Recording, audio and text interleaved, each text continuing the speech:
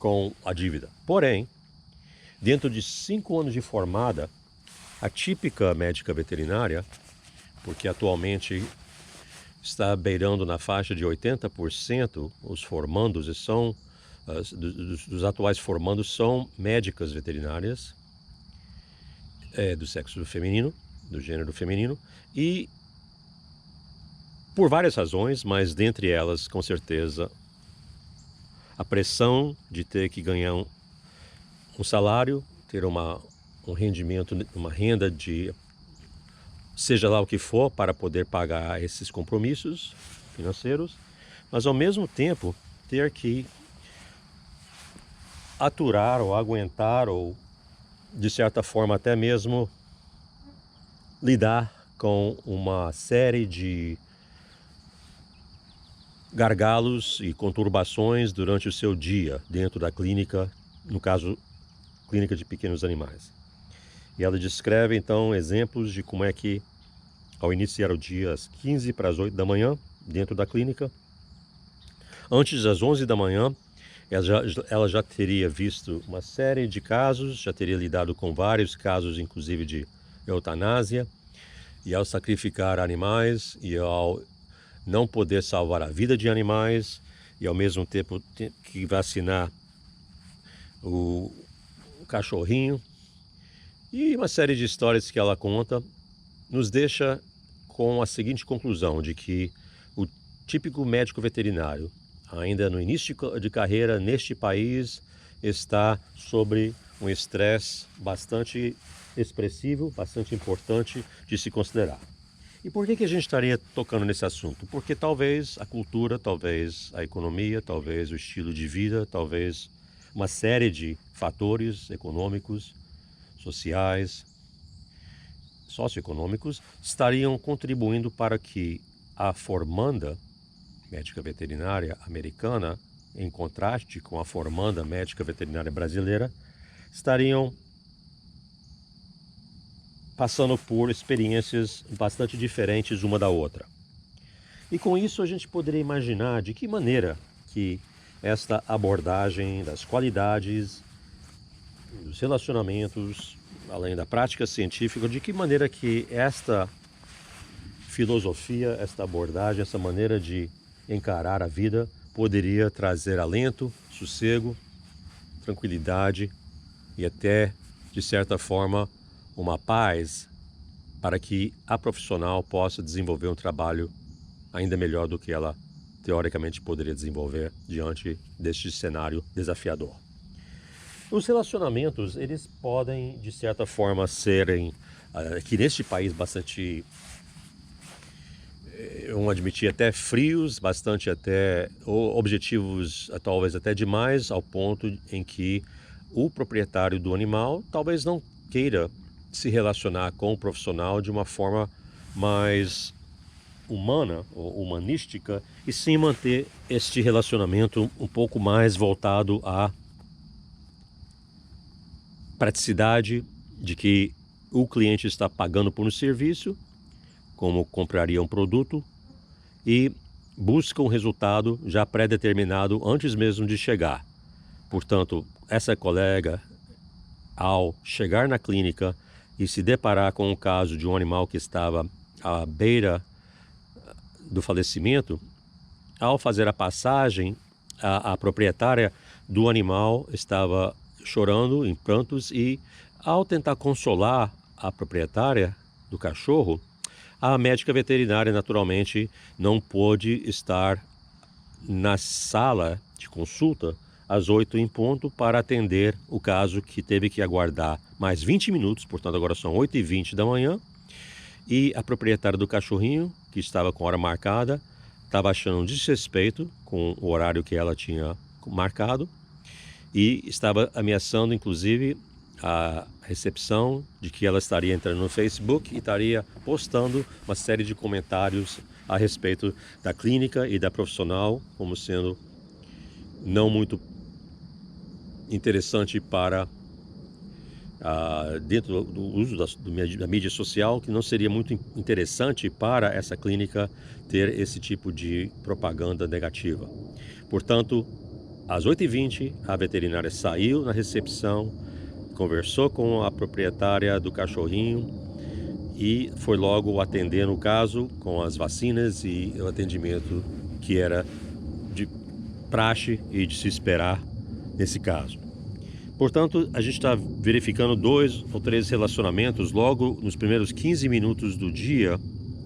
entre a profissional, a sua equipe técnica, as proprietárias desses animais, desses cachorros. E isso tudo aconteceu nos primeiros minutos do início do dia. A partir daí foram vários outros depoimentos que ela discutiu. Portanto, ao chegar no término do dia, ela chegou e fez algumas coisas das quais ela se arrependeu, em função do estado mental em que ela se encontrava. E a moral da história talvez seja voltada ao fato de que temos aqui então profissionais que não estão muito felizes dentro do seu trabalho. Não foram exatamente essas as perspectivas que elas imaginavam ao escolher a medicina veterinária como profissão. Mas também podemos considerar de que os Estados Unidos passa por um momento hoje, talvez um pouquinho diferente daquele que o Brasil está passando também no momento. Até mesmo independente de uma situação de certa forma semelhante com a pandemia, independente da pandemia, talvez até mesmo independente de várias questões socioeconômicas, o fato é que a pressão em cima do profissional hoje é bem diferente do que seria, vamos admitir, há 50 anos atrás, ou mesmo há 40 ou 30 anos atrás. Os dias de hoje são bastante diferentes em função da tecnologia, em função da mídia social, em função de uma série de questões que poderíamos levar em consideração dentro dessa discussão, dessa temática. Como é que as qualidades poderiam ajudar, então, essa profissional? Aí é que nos leva a uma listagem aqui de mais de 30 qualidades que a gente poderia citar, uma por uma, como sendo qualidades que, de fato, ao serem desenvolvidas, poderiam ser extremamente úteis para lidar com estes gargalos, estes desafios do dia a dia e, inclusive, da vida profissional e pessoal da colega. Nem sempre a sua família e o seu chefe ou seus colegas de trabalho poderão preencher lacunas e ajudar, porém, ao iniciar o dia, ela poderia, antes mesmo de levantar da cama, ter um plano de ação para que, ao voltar a dormir à noite, antes de iniciar o próximo dia, ela poderia colocar a cabeça no travesseiro e dizer que teve um dia muito produtivo, muito excelente e que está tudo bem. Portanto, vamos agora iniciar uma conversa sobre uma série de qualidades e de como é que essas qualidades estão ligadas ao relacionamento, através de exemplos, e como é que a prática científica, mais uma vez, através do uso da conscientização de que os pensamentos é que vão reger um fluxo interessante, produtivo, importante para o dia. Sabemos que as qualidades estão muito voltadas à maneira com qual o próprio profissional enxerga essa qualidade como sendo algo que é importante para mais ou para menos. Portanto, a gente poderia imaginar de que muitas dessas qualidades são mais importantes em determinado momento da vida do profissional e em vários estágios profissionais, seja ele ou ela recém-formada ou em etapas logo que vão seguir depois disso. Como é que ficaria então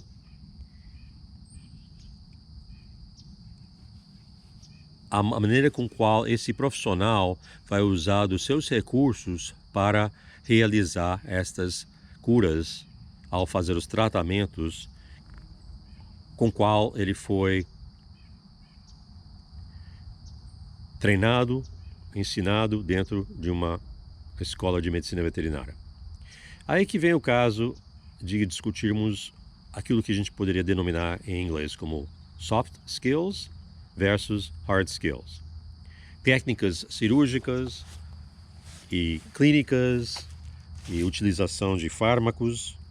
e uma abordagem tradicional que a escola de medicina veterinária ensina é de fato muito importante, está em primeiro plano, mas não podemos deixar para um segundo plano as chamadas habilidades que em inglês se traduzem como soft skills, ou seja, habilidades que tratam mais voltado à questão de relacionamentos, de como é que vai ser abordado a técnica diante do animal e diante do seu proprietário. Não basta o profissional ter somente o conhecimento da técnica, sem que ele esteja alinhado, voltado à interatividade e o relacionamento prático, eficaz com o proprietário do animal e o próprio animal. Isto está muito mais voltado a coisas que não se vêem, a gente não consegue enxergar com os olhos, e sim poderíamos denominar de percepção. Como é que o animal percebe, e como é que o profissional percebe, e como é que o proprietário percebe uma situação, levando em conta que existe, além desses 3 pontos, toda uma interatividade com as esferas. Portanto, questões voltadas a socioeconômicas, a questão de água e de ar e de solo e outros seres vivos, enfim, é bastante complexo, mas ao mesmo tempo é relativamente simples se considerarmos que o trabalho não é somente voltado à técnica, e sim, a técnica faz parte de um todo que incluiria, então, as chamadas habilidades soft skills. Vamos abordar um pouquinho disto e levar a nossa conversa para um patamar onde o colega está chegando à conclusão de que, ao escolher uma qualidade no início do dia para desenvolver, ele poderia,